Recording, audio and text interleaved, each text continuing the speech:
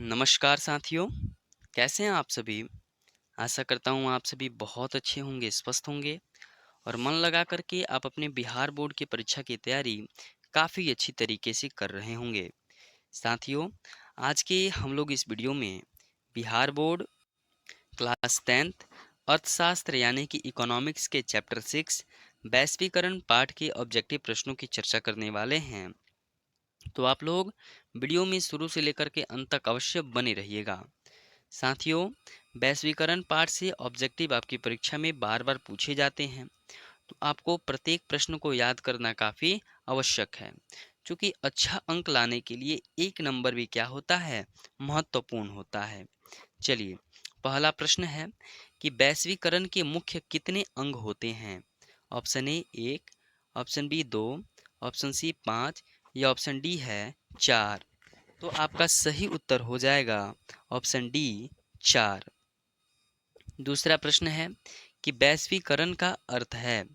Option A विदेशी पूंजी एवं विनियोग पर रोक, ऑप्शन बी व्यापार पूंजी तकनीक स्थानांतरण सूचना प्रवाह द्वारा देश की अर्थव्यवस्था का विश्व अर्थव्यवस्था के साथ समन्वय, ऑप्शन सी सरकारीकरण की प्रक्रिया को बढ़ाना और ऑप्शन डी इनमें से कोई नहीं। तो आपका सही उत्तर हो जाएगा व्यापार पूंजी तकनीक स्थानांतरण सूचना प्रवाह द्वारा देश की अर्थव्यवस्था का विश्व अर्थव्यवस्था के साथ समन्वय। Option B is the right answer. तीसरा प्रश्न है कि वैश्वीकरण से किसके जीवन स्तर में सुधार आया है?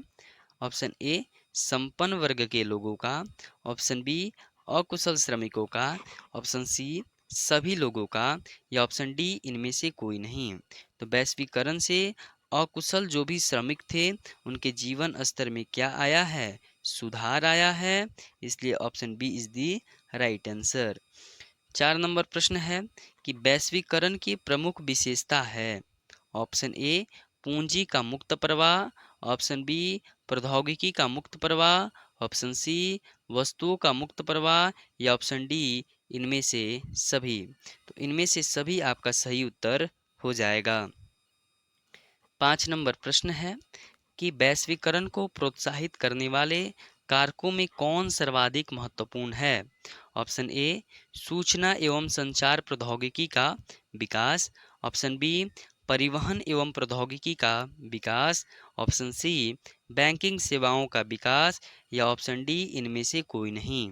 तो वैश्वीकरण को प्रोत्साहित करने वाले कारकों में सूचना एवं संचार प्रौद्योगिकी का विकास सर्वाधिक महत्वपूर्ण है। 6 नंबर प्रश्न है कि वैश्वीकरण के फलस्वरूप दो देशों की उत्पादकों के बीच प्रतिस्पर्धा क्या हो जाती है? बढ़ जाती है। ऑप्शन बी कम हो जाती है, ऑप्शन सी घटती बढ़ती रहती है या ऑप्शन डी उपयुक्त सभी असत्य हैं। तो क्या हो जाता है जी? बढ़ जाता है। Option A is the right answer. 7 number प्रश्न है कि निम्नलिखित में से क्या नई आर्थिक नीति का अंग नहीं है? ऑप्शन ए निजीकरण, ऑप्शन बी वैश्वीकरण, ऑप्शन सी राष्ट्रीयकरण या ऑप्शन डी उदारीकरण। तो राष्ट्रीयकरण अंग नहीं है। Option C is the right answer. 8 नंबर प्रश्न है कि वैश्वीकरण के सहचर के रूप में निम्नलिखित में से क्या नहीं आया? ऑप्शन ए निजीकरण, ऑप्शन बी बाजारीकरण, ऑप्शन सी आयात निर्यात नियंत्रण या ऑप्शन डी उदारीकरण। तो 8 नंबर प्रश्न का सही उत्तर हो जाएगा आयात निर्यात नियंत्रण। 9 नंबर प्रश्न है कि वैश्वीकरण का एक दौर आज से पहले कब आया था?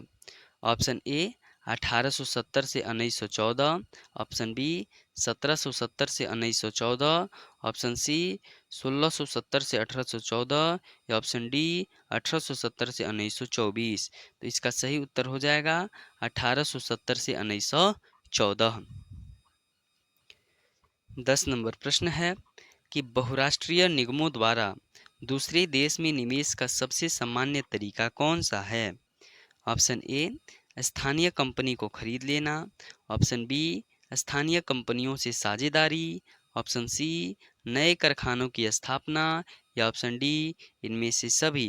तो इनमें से सभी आपका सही उत्तर हो जाएगा। 11 नंबर प्रश्न है कि बहुराष्ट्रीय कंपनी नहीं है। Option A, Ford Motors. Option B, Tata Motors. Option C, Patna Motors. या ऑप्शन डी, उपयुक्त में से कोई नहीं। तो फोर्ड मोटर्स भी एक बहुराष्ट्रीय कंपनी है, टाटा मोटर्स भी एक बहुराष्ट्रीय कंपनी है।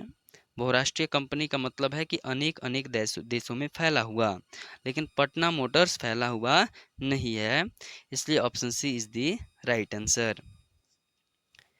12 नंबर प्रश्न है कि इनमें कौन बहुराष्ट्रीय कंपनी है। Ford Motors, Tata Motors, Coca Cola, उपयुक्त सभी।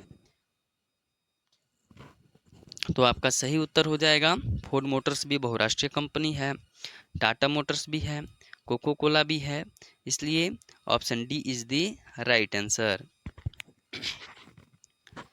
13 नंबर प्रश्न है कि डब्ल्यूटीओ का विस्तारित रूप है।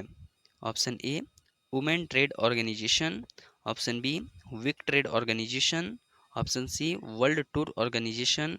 या option D, world trade organisation. तो डब्ल्यूटीओ का फुल फॉर्म यानी विस्तारित रूप वर्ल्ड ट्रेड ऑर्गेनाइजेशन ही होता है। तो option D is the right answer. 14 number प्रश्न है कि विश्व व्यापार संगठन की स्थापना कब हुई। Option A 1992, option B 1993, option C 1994 या ऑप्शन डी 1995। तो वर्ल्ड ट्रेड ऑर्गेनाइजेशन यानी विश्व व्यापार संगठन की स्थापना 1995 में हुई थी। Option D is the right answer. 15 number प्रश्न है कि विश्व व्यापार संगठन का मुख्यालय कहाँ है। Option A Geneva, option B Paris, option C New York या ऑप्शन डी वाशिंगटन। तो विश्व व्यापार संगठन का मुख्यालय जेनेवा है। 16 नंबर प्रश्न है कि शेयर बाजार का नियामक संस्था है, यानी शेयर बाजार को नियामक कौन करता है, उसको मतलब उसको प्रतिपालन कौन करता है। Option A SIDBI, option B SEBI, option C RBI या ऑप्शन डी स्टॉक एक्सचेंज। तो इसका जो नियामक संस्था है वह सेबी है। Option B is the right answer. 17 नंबर प्रश्न है कि भारत सरकार ने निजीकरण की नीति कब अपनाई। Option A 1991, option B 1990, option C 1992 या ऑप्शन डी 2001। तो भारत सरकार ने निजीकरण की जो नीति है वह 1991 में अपनाई है। Option A is the right answer. 18 number प्रश्न है कि भारत की नई आर्थिक नीति की घोषणा किस प्रधानमंत्री ने की। Option A Rajiv Gandhi, option B doctor Manmohan Singh, option C Indira Gandhi या इनमें से कोई नहीं। तो भारत में नई आर्थिक नीति की जो घोषणा है वह डॉक्टर मनमोहन सिंह ने किया है। Option B is the right answer. 19 नंबर प्रश्न है कि आर्थिक सुधार भारत में कब आरंभ हुआ है। ऑप्शन ए 1991 ईस्वी, ऑप्शन बी 1920 ईस्वी, ऑप्शन सी 1992 ईस्वी या ऑप्शन डी 2001 ईस्वी। तो आर्थिक सुधार जो है भारत में 1991 में ही आरंभ हुआ। 20 नंबर प्रश्न है कि नई आर्थिक नीति में किसे सम्मिलित नहीं किया गया है। ऑप्शन ए नियंत्रित अर्थव्यवस्था, ऑप्शन बी उदारीकरण, ऑप्शन सी वैश्वीकरण या ऑप्शन डी इनमें से कोई नहीं। तो नई आर्थिक नीति में नियंत्रित अर्थव्यवस्था को सम्मिलित नहीं किया गया है। Option A is the right answer. 21 number प्रश्न है कि सरकार का नवीन आर्थिक नीति का अंग है। ऑप्शन ए निजीकरण, ऑप्शन बी उदारीकरण, ऑप्शन सी वैश्वीकरण या ऑप्शन डी इनमें से सभी। तो सरकार का नवीन आर्थिक नीति का अंग कौन सा है। इनमें सभी यानी निजीकरण, उदारीकरण और वैश्वीकरण। 22 नंबर प्रश्न है कि अंतर्राष्ट्रीय व्यापार संबंधी नियमों का निर्धारित करने वाला संस्था कौन सा है। ऑप्शन ए विश्व बैंक, ऑप्शन बी IMF यहाँ पे होगा और ऑप्शन सी UNO या ऑप्शन डी इनमें से कोई नहीं। तो अंतर्राष्ट्रीय व्यापार संबंधी नियमों को निर्धारित करने वाली संस्था विश्व bank. Option A is the right answer. अंतर्राष्ट्रीय श्रमिक संगठन की स्थापना किस वर्ष हुई?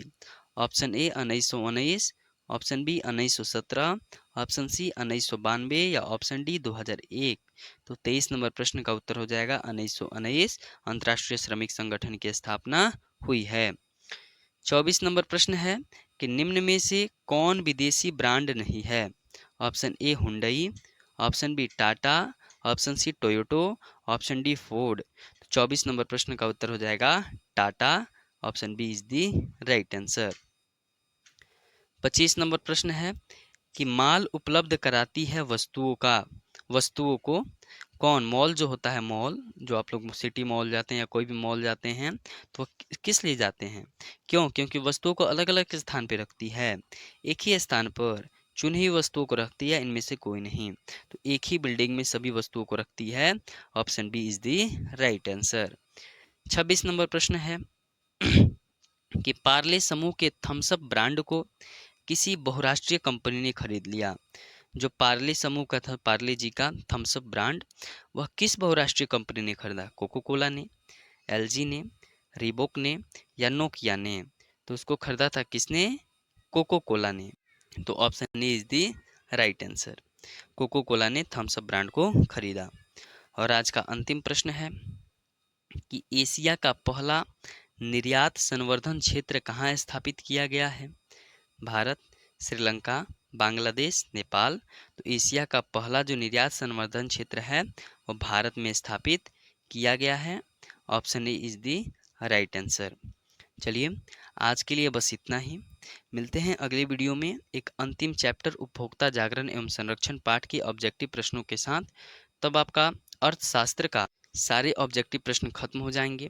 अगर आप किसी कारणवश इसके पहले वाली सभी वीडियो को ना देख पाए हैं तो इसी वीडियो के डिस्क्रिप्शन में उन सभी का लिंक दे दूंगा, आप उसे अवश्य देख लें। बहुत बहुत धन्यवाद।